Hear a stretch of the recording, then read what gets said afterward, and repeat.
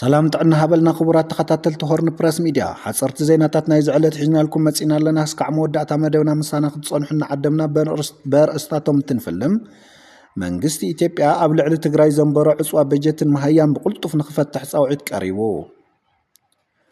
ወተሃደራዊ ልኡኽ ኤርትራ ኣብ መቐለ ሚስጥራዊ ዕዶት ኣካይዱ ዝብሉን ካልኦትን ዜናታት ናይ ዝዕለት ሕዝናልኩም ቀሪብና ኣለና ክስካዕ መወዳእታ መደብና ምሳና ክትጸንሑና ዓደምና በተፈላማይ ዜና እንትንጅምር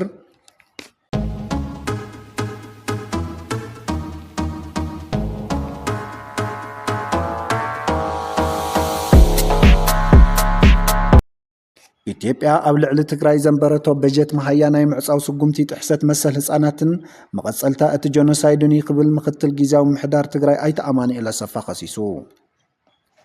መንግስቲ ኢትዮጵያ ኣብ ልዕሊ ትግራይ ዘንበሮ ናይ በጀት ነዳድን ባንክን ዕጽዋ ህዝቢ ትግራይ ንምድንቋር ዝዓለመን መቐጸልታ እቲ ናይ ተኻየደ ጆኖሳይድ ምዃኑ ምክትል ፕሬዚዳንት ጊዜያዊ ምሕዳር ትግራይን ምክትል ኣቦ ወንበር ሕወሓትን ኣይተኣማኒ ኢለ ሰፋ ገሊጾም ኣይተኣማኒ ኢለ ሰፋ ነዚ ዝገለጹ ነቲ ኣብ መላእ ትግራይ ዝተኻየደ መሃያ መምህራን ስርዓት ትምህርትን ዝምልከት ሰልፊ ተቃውሞ ኣብ ዘስምዕዎ መልእኽቲ እዩ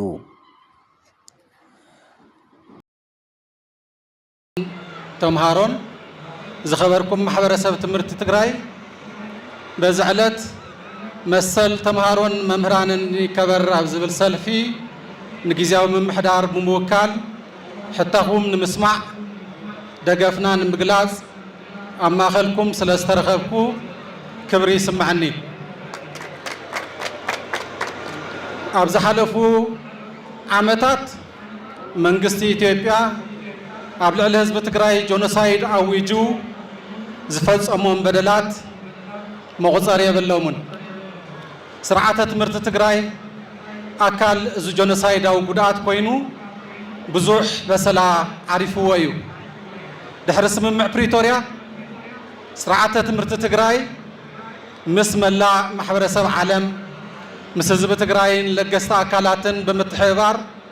ሕውየት ንምምጻእ ዝተገበሩ ጻዕርታት ኣለዉ እንተኾነ ግን ኣብ ትምህርቲ ትግራይ ዝበፅሐ ጉድኣት ዓብዪ ስለ ዝኾነ ብቐሊሉ ዝሓወ ይነበረን ብምዃኑ ድማ ኣብ ሰዓት እዚ ኣብየተ ትምህርቲ ትግራይ ካብቲ ዝበፅሐን ጉድኣት መሊአናዊ ሓወያን ዓንየን ሃብተን ተወሪሱ መምህራንን ተሰዲቶም ተቐቲሎም መሃዮም ተኸልኪሎም ንብዙሕ ኣዋርሕ ኣብ ስቃይን መከራን ይርከቡ ተምሃሮና ኣብ ልዕሊ ዝበፅሖም ኣእምራዊ ጉድኣት ካብቲ ኣኪብካ ምስ ቡሕ ፀገማቶም ምስ ዕርቃኖም ምስ ጥሜቶም ናብ ቤት ትምህርቲ ንምምፃእ ዝተገበረ ፃዕሪ እንተሃለዎ እውን ሕዚ እውን ኣብ ትግራይ ልዕሊ 1.2 ሚልዮን ህፃናት ገና ናብ ቤት ትምህርቲ ኣይተመለሱን እዚ ናይቲ ዝበፅሐ ጆኖሳይድ ገና ዘይሓወየ በሰላ እዩ ኣብ ልዕሊ እዚ ኣብተን ዝተወረራ ከባብታት ትግራይ ዝርከቡ ህፃናት ናብ ቤት ትምህርቲ ኣይተመለሱን ካሪክለማት ተፃዒንሎም መከራ ይበልዑ ኣለዉ እዚ ኩሉ ዝበፅሐ በደል ከይኣክል ኣብዚ እዋን እዚ መንግስቲ ኢትዮጵያ ኣብ ልዕሊ ትግራይ በጀት ዓፅዩ ነዳዲ ዓፅዩ ናይ ልምዓትን ሓገዝን በጀታት ካብ ማሕበረሰብ ዓለም ዝመጽእ ከይተረፈ ዓፅዩ ሙሉእ በደል ኣብ ልዕሊ ህዝቢ ትግራይ ይፍጸም ኣሎ ብምዃኑ ሰራሕተኛ መንግስቲ ትግራይ መምህራን ኣብ ሰዓት እዚ መሃያ ተኸልኪሎም ኣለዉ እቲ ቅፅዓት ብቐጥታ ንመምህራን ጥራሕ ኣይኮነን እቲ ቅፅዓት ኣብ ልዕሊ ተምሃሮ ትግራይ ጥራሕ እውን ኣይኮነን እቲ ቅፅዓት ህዝቢ ትግራይ ናይ ምድንቋር ፍርዲ እዩ እዚ ኣካል ጆኖሳይድ እዩ ናይቲ ዝተጀመረ ጆኖሳይድ ኣካል ኮይኑ ዝቕፅል ዘሎ እዩ ህዝቢ ትግራይ ክድንቁር ህዝቢ ትግራይ ክደኪ ህዝቢ ትግራይ ክብተን ዝተሰርሐ ክስራሕ ፀንሐ ሕዚ እውን ኣብ ልዕሊ ህዝቢ ትግራይ ዝተፈረደ እዩ እዚ ኩሉ በደል ብመንግስቲ ኢትዮጵያ ኣብ ልዕሊ ህዝቢ ትግራይ ዝተበየነ እዩ እዚ ተፃዊርካ ንምኻድ ብዙሕ ግዜ ፃዕሪ ተገይሩ ሰላም ንምምፃእ እቲ ኩሉ በደላት ተሰኪምና ብስምምዕ ፕሪቶርያ ሰላም ንምምፃእ ብወገን ትግራይ ብዙሕ ፃዕርታት ይግበር ኣሎ እንተኾነ ግን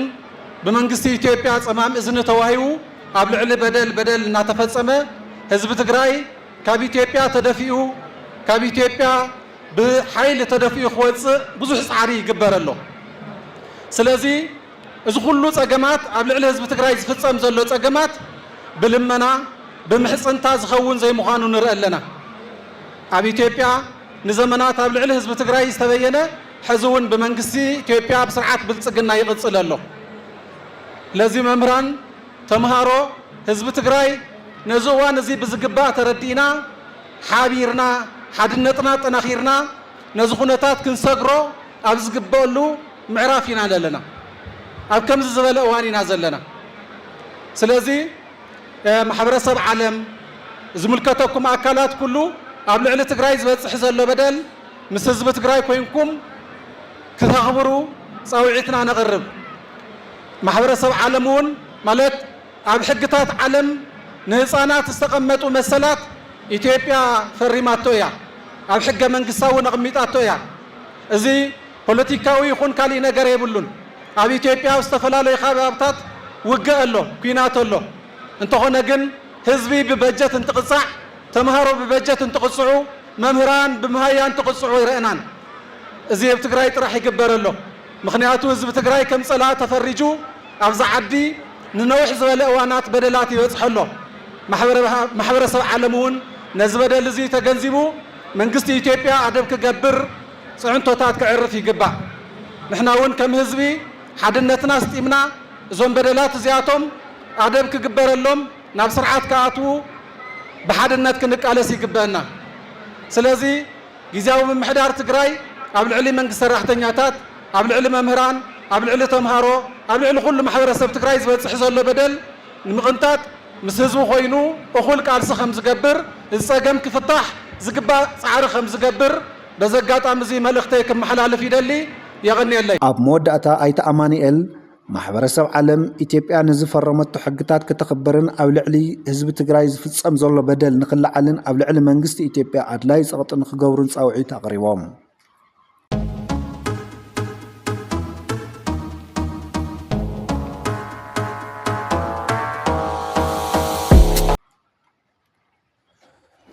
ልኡኽ ወተሃደራዊ ሓይልታት ምክልኻል ኤርትራ ኣብ መቐለ ሚስጥራዊ ዑደት ገይሮም